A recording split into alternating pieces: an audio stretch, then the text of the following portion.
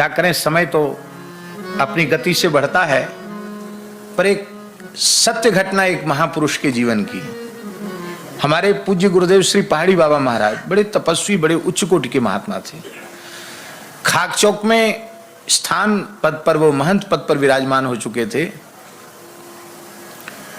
सन 1932 में वो खाक चौक के महंत पद पर विराजमान हुए थे। वो कहते हमें सन संबत याद नहीं रहता, पर हमें ये सन याद रहती। क्यों? बोले 32 में महंताई हुई, 32 ही व्यवहार अखाड़े और महंतों को जो महंताई में व्यवहार दिए जाते 32 दिए जाते गए थे। अब तो महंत भी बहुत बढ़ गए, स्थान भी बहुत बढ़ गए, पहले गिने चुने स्थान थे वृंदावन में भी। तो बोले कि हमारे मन में बड़ी व्याकुलता हुई कि कहाँ भजन के लिए आए थे, कहाँ महंती के चक्कर में पड़ गए, अभी भगवान तो मिले नहीं। तो ऐसी व्याकुलता हुई, अपने गुरु भाई के सहारे सब व्यवस्था छोड़कर खाक चौक की। कार्तिक पुणे का भंडारा हो गया था, अगन महीना शुरू हुआ, तो सब जमुना जी नहाती थे उस समय सब। तो कहते 2:30 बजे हम अपना कमंडल लेके जाते थे। 2:30 बजे जैसे ही कमंडल लेके गए तो किसी ने पूछा नहीं, रोज जाते थे। कमंडल लेके गए तो लौट के नहीं आए, चले गए सीधे जमुना जी के सहारे मथुरा, और फिर वहां से उज्जैन की तरफ चले गए। उज्जैन क्यों गए? बोले उज्जैन हमारे मन में यह था कि कागभूषुंडी जी पर भले ही श्राप के रूप में कृपा हुई, उज्जैन में कृपा हुई, इसलिए चलो उज्जैन चलते हैं, ऐसा बोले मन में आया। तो कहते मन में इतनी व्याकुलता थी कि हमको ऐसा कुछ हो जाए कि हमको भगवान की अनुभूति हो जाए। और उस समय हठयोग आदि की क्रियाओं में महाराज जी निष्णात हो चुके थे। नेति, धोती, वस्ती, शंख प्रचालन और सब आसन, प्राणायाम एक दिन में 80 प्राणायाम। उनकी आसन शरीर से ऊपर, जमीन से ऊपर उठ जाता था आसन के प्राणायाम में। अनेक प्रकार की, मतलब कोई सामान्य स्थिति नहीं थी उनकी। योग में बहुत ऊंची स्थिति उनको प्राप्त हो गई थी, लेकिन जिसे जो चाहते थे वो नहीं मिला था उनको। तो महाराज जी कहते कि हम रेल की पटरी के सहारे पैदल चलते कई दिन लगे, देवास के जंगल में पहुंच गए। तो देवास के पास एक कोई जंगल में ही कोई शिवालय था, तो शिवालय में लेट गए। पुराना सा शिवालय था, लेट गए, बहुत थके हुए थे, लेट गए तो नींद आ गई। लेटे ही थे कि शायद अर्धरात्रि का समय होगा, बड़ी जोर का डमरू बजा और मेरी जटाओं को पकड़कर किसी ने खींचा। तो बोले जैसे ही मैंने मेरी जटाओं को खींचा तुम उठ के बैठ गए।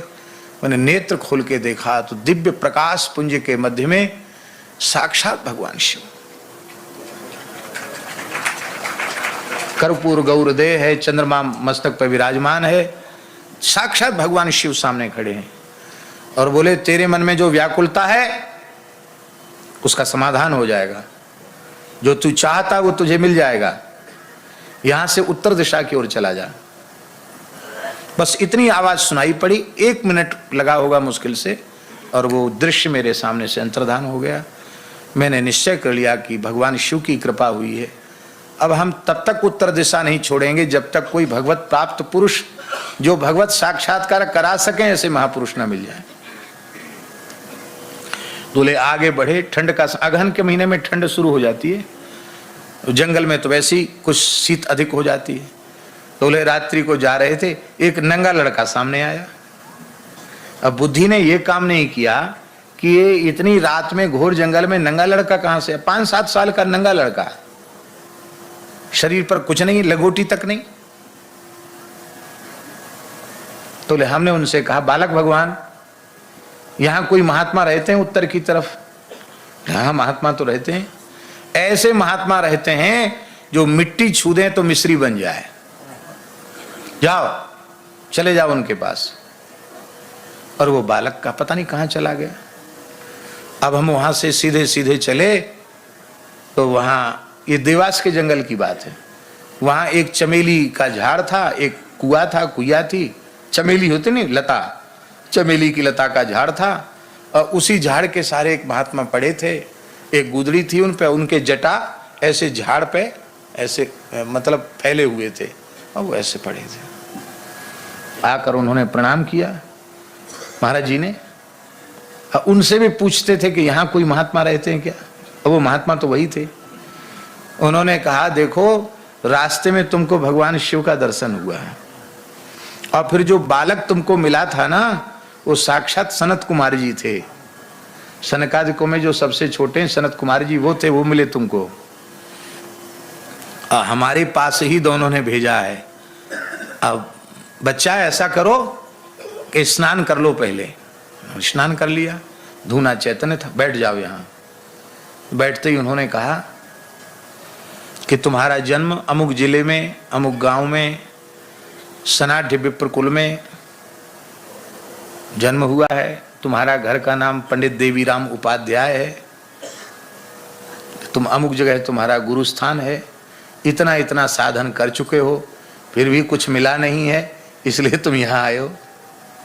आश्चर्य, ऐसे बता रहे हैं जैसे बिल्कुल सब पूरी जीवन बचपन से लेकर अब तक की घटना, कैसे घर छोड़ा सब बता दिया। तो हमारे मन में तुरंत आया कि अरे ऐसी सिद्धियां तो लोगों को होती हैं जो बता देते हैं। जैसे मेरे मन में इधर उधर अपने दिमाग को मत ले जा, अब मत भटके, अब आ गया तो स्थिर हो जा, बैठ जा। बोल बैठ गए। फिर उन्होंने कृपा कर दी। बहुत समय तक उनके साथ महाराज जी रहे और चित्रकूट में साधन किया तो महर्षि अत्रि का दर्शन हुआ उनको।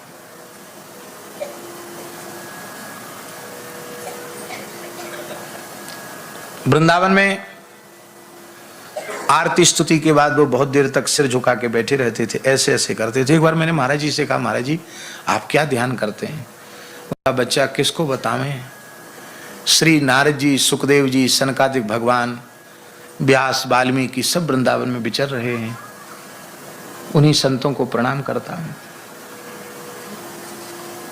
लोग ईंट पत्थर देखते हैं, महल मकान देखते हैं, भगवान के पार्षद वृंदावन में घूम रहे हैं, खोज रहे हैं कोई भगवान का प्रेमी मिल जाए, उसको कुछ सुनावें, उसको कुछ दें, कृतार्थ करें। ये बात हम इसलिए कह रहे हैं कि ऐसा जीवन बन जाएगा तो वे सब महापुरुष आप पर कृपा करेंगे। ये प्रत्यक्ष घटनाएं संतों के जीवन की, बहुत पुरानी बात नहीं। 2003 में महाराज जी भगवत धाम गए हैं, उनके जीवन की घटनाएं।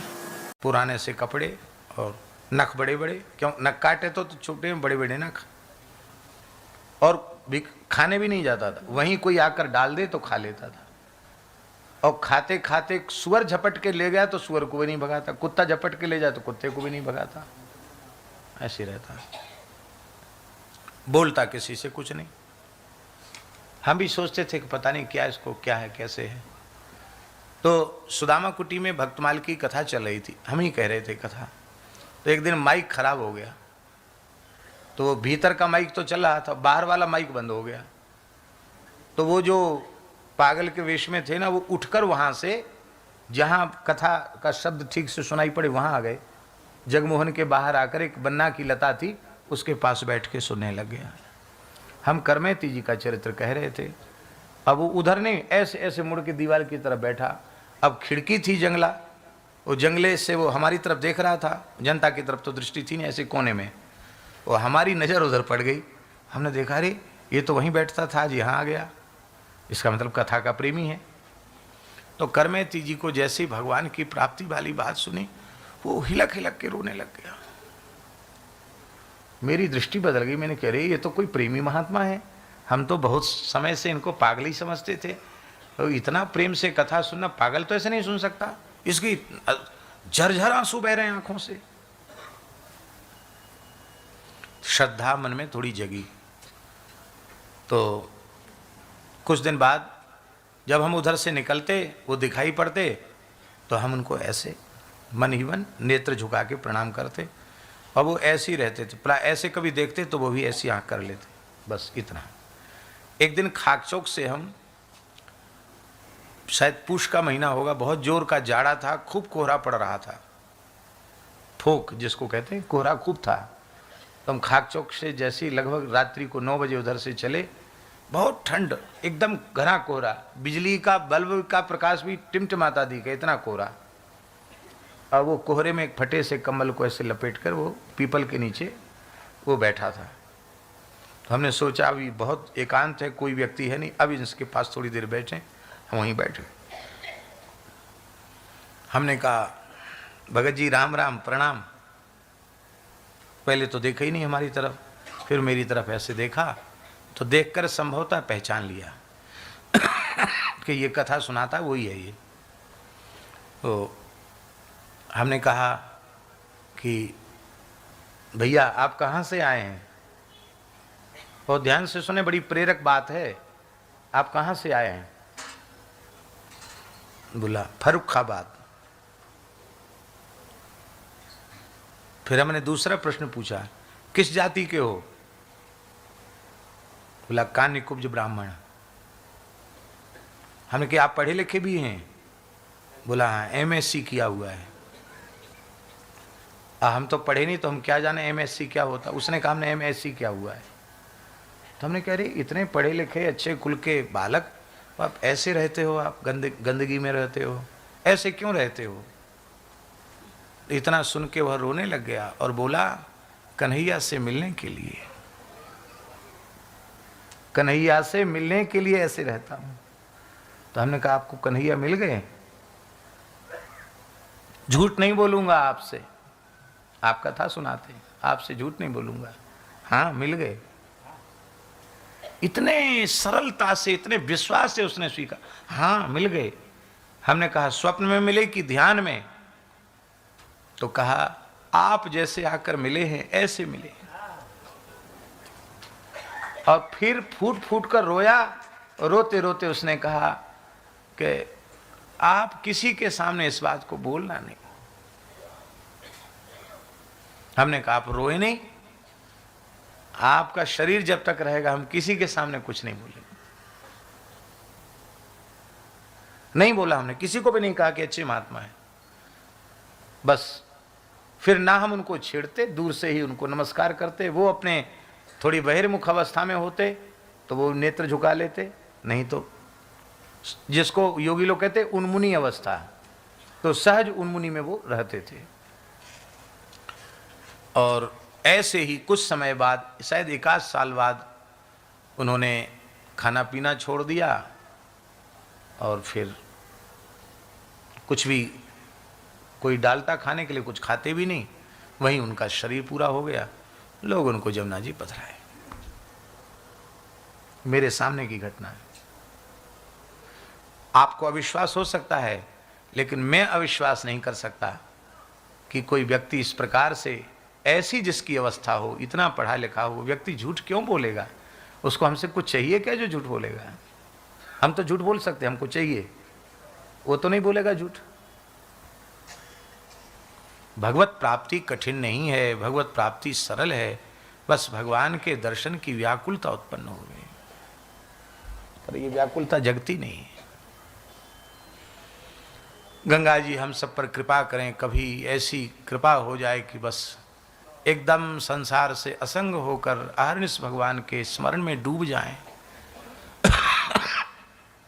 संसार का भी उपकार का ठेका जिसको भगवान दें वो ठेकेदारी करे। बाकी तो सबसे अच्छा है अपने भजन में लग जाना। क्योंकि बारी मथे घृत हो ये वरु, सिकताते वरु तेल, बिनु हरि भजन न भवतरिय, यह सिद्धांत अपेल। भगवान ने कृपा करके हमको कलयुग में जन्म दिया है, अपने निकट जल्दी पहुंचने के लिए कलयुग में जन्म दिया है। और युगन ते कमल नयन, कल युग बहुत कृपा करी। अन्य युगों की अपेक्षा कलिकाल में भगवान ने जीवों पर विशेष कृपा की।